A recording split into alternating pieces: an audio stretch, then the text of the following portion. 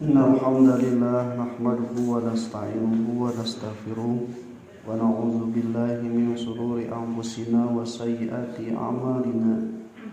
May yahdihillahu fala mudilla lahu wa may yudlilhu fala hadiya lahu. Asyhadu an la ilaha illallah wahdahu la syarika lahu wa anna Muhammadan abduhu wa rasuluh alladzi la nabiyya ba'dahu amma ba'd. Wa iman rahimakumullah. Saatosna Allah Subhanahu wa taala ngajelaskeun kumaha proses pengkhianatan Bani Israil ketika ditinggalkan oleh Nabi Musa dengan menjadikan sebuah patung dari emas yang bisa mengeluarkan suara yang diprovokatori oleh Samiri. Maka ternyata Allah Subhanahu wa taala kemudian menerangkan di ayat ke-52-nya akibat atau balasan dari perbuatan zalim mereka itu ternyata oleh Allah Subhanahu wa taala masih dimaafkan. Di ayat 52 Allah Subhanahu wa taala berfirman, a'udzubillahi minasyaitonir rajim, tsumma aqamna ankum min ba'di dzalika la'allakum tashkurun. Kemudian kami maafkan kalian setelah kejadian itu dan supaya kalian menjadi orang-orang yang bersyukur. Nah, ikhwat iman rahimakumullah, dari ayat ini kita bisa mengetahui bahwa ternyata Maha Rahman dan Maha Rahimnya Allah itu bisa menjadi landasan bagi kita memohon ampunan atas dosa-dosa. Anu kudu nama dosa teh nya dibalas ku siksaan gitu.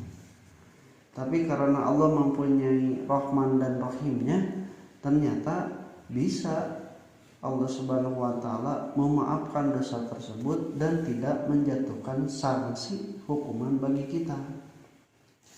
Kan kapungan sakarasa nikmat teh lamun urang boga hutang misalnya teh sapertos dosa, nalika hutang eta teh justru lain kudu dibayar tapi dibebaskeun. Nikmat eta teh dan merupakan suatu kenikmatan. Maka oleh Allah Subhanahu wa taala diajarkan bahwa untuk mendapatkan kasih sayangnya itu salah satunya adalah orang-orang yang mendapatkan maaf dari Allah Subhanahu wa taala. Tak cek orang beriman menang teu menyebutkan tidak ada maaf bagimu. Aku nyeri hati nu pikeun ka tidak ada maaf bagimu. Ini itu ai memaafkan wajib. Nah make wajib. Kan itu teh boga salah ka urang, terus itu teh minta maaf. Urang wajib memaafkannya. Nah make wajib. Maka urang lain Allah. Kan Allah oge sarua, walaupun Allah Maha Pemaaf tapi dia tetap bisa menyiksa gitu. Nah maka sebenarnya memberikan maaf itu bukan kewajiban, tapi memberikan maaf itu hak. Kumaha urang aya hak mah rek dimaafkeun mangga, teu dimaafkeun oge teu nanaon.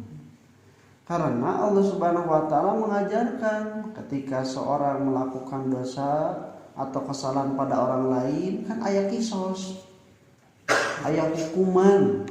Misalnya anu membunuh suamina terus si keluarga teh diminta maaf oleh orang yang membunuhna.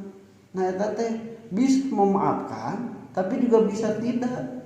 Moal dimaafkeun mangga we laksanakeun hukuman hadna da leungitna nyawa suami kami, kemudian juga sampai tidak ada yang menanggung memberi nafkah. Eta teh moal kagantian ngan ukur ku maaf.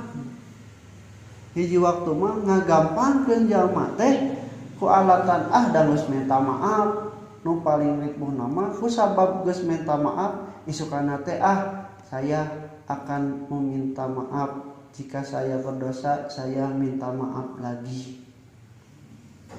Nah maka di dalam Islam itu maaf itu hak, bukan kewajiban. Itu wajib urang hampura teh. Karena Allah juga memberikan silakan kalau mau menuntut balas menuntut pengganti rugi boleh, tapi kalau memaafkan itu lebih baik bagi kalian.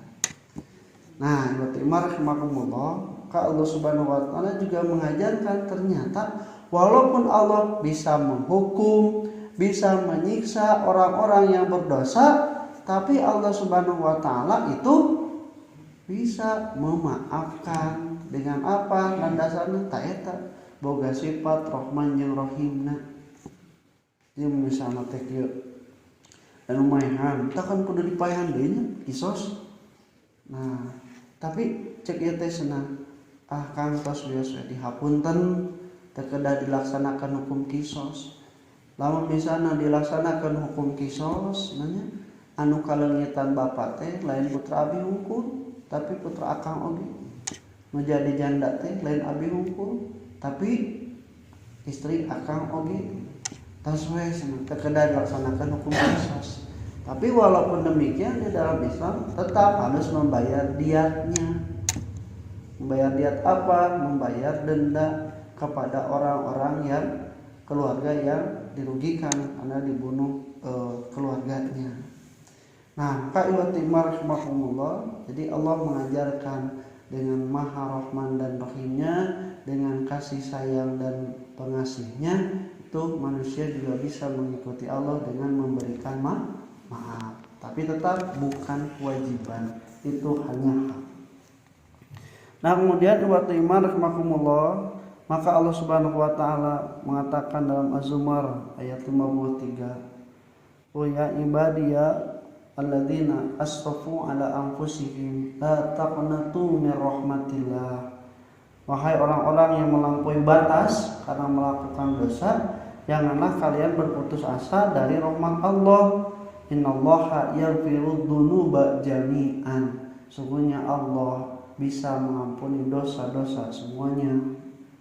Nah, innahu kana afuwan rahimah. Tepatnya sungguhnya Allah Subhanahu wa taala itu Maha Pengampun dan juga Maha Penyayang. Nah, ikhwatul iman rahimakumullah, di patarasanan menjalma kafir bakal dihampura moal.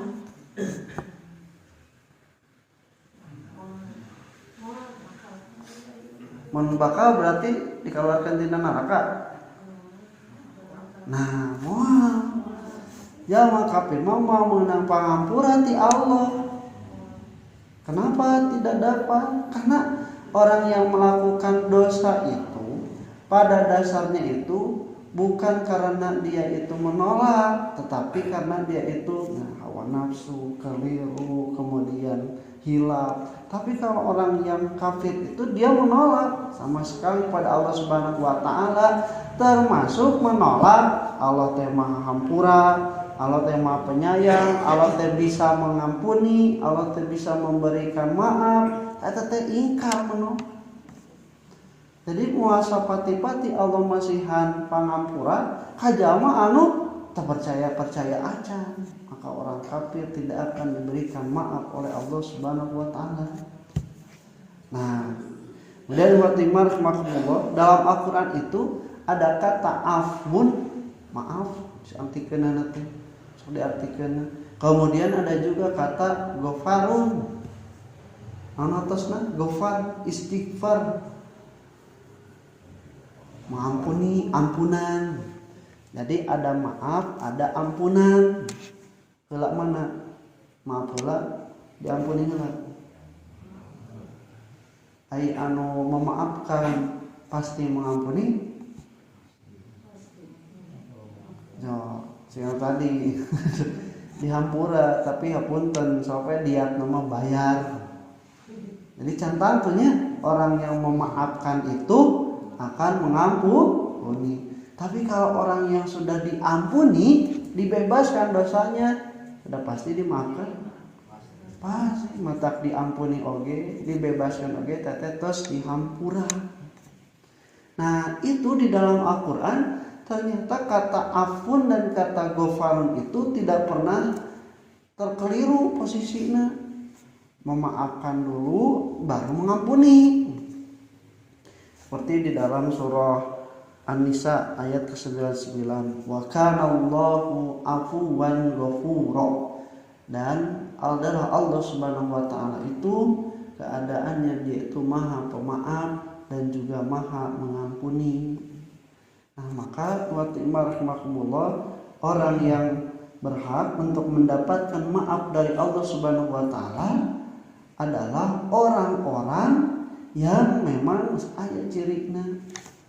Jadi minta maaf itu yang bertobat, yang merasa bahwa dosanya itu adalah suatu kesalahan, tidak mengulangi lagi, memperbaiki amalan, layak dihampura.